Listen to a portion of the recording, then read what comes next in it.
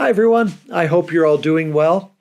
Today's video will simply be a short news update to let you know what's happening in Rocky Mountain National Park. As you're all aware, the government shutdown continues, and there seems to be no end in sight. Now, Rocky Mountain National Park is staying open, but as I've said before, it's running on a skeleton crew.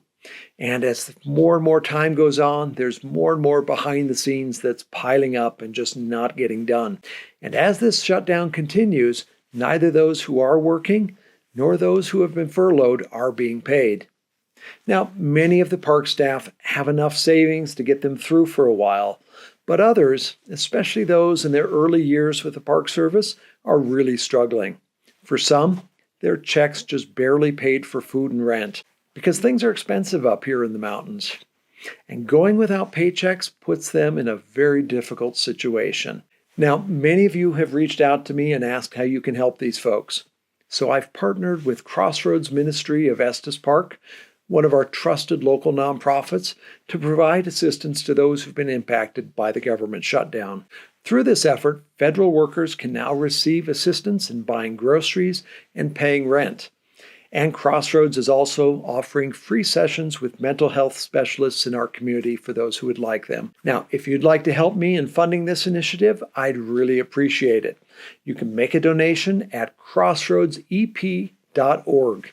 And at the bottom of the donation page, just choose the drop-down for Federal Employee Needs. And your donation will help to pay for Safeway gift cards and for rent assistance. Now, if you're a local federal worker who would like to take advantage of this offer, then simply stop by the Crossroads offices at 1753 Wildfire Road in Estes Park, or give them a call at 970-577-0610.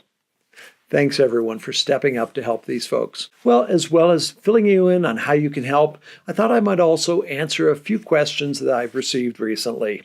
Now, some people are wondering why there aren't more volunteers working in Rocky Mountain National Park during the shutdown, since Rocky has one of the largest volunteer programs in the National Park Service. But unfortunately, the vast majority of those volunteers are not allowed to work during the shutdown because the park staff that oversee their programs have been furloughed. And so, unfortunately, it's actually illegal for them to work.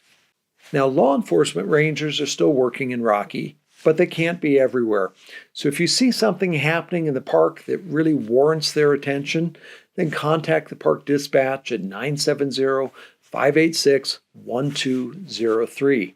Now, if you're planning to do any wilderness camping in Rocky, be aware that you still need a permit during the shutdown. And there is someone manning the wilderness office where you can get your permit. So there's no excuse for illegal camping. Moraine Park Campground is typically open at this time of year, but because of the shutdown, it is currently closed and will stay closed until the shutdown ends. Now, as of today, Trail Ridge Road is still under a temporary closure. But my guess is that temporary closure will soon be reclassified as a seasonal closure, meaning that I think Trail Ridge Road will probably stay closed for the rest of the season. Now, that's my best guess based on my many years here, but I've been known to be wrong in the past. Well, we're having unseasonably warm weather up here right now. Although the mornings are below freezing in the park, as the day continues, it's been warming up into the 50s and 60s. It's definitely gorgeous out. It's actually perfect hiking weather. Well, if you come up to Rocky, be sure to do your best to leave things better than you found them. Let's do what we can to minimize the amount of work that the park staff needs to do, because at the moment, they're really stretched thin. So take your trash home with you. Help keep the bathrooms clean. Follow park regulations because they're designed to protect this place for generations to come. I know you love this place, and so we all need to do what we can to take care of it. Well, the winter is approaching soon, and if you have any ideas for me of what videos I could do during this winter season here in Rocky Mountain National Park, please let me know in the comments. I'm looking for ideas and would love to know what you'd like to see. And lastly, I just want to let you know that my 2026 calendar is available if anyone is interested.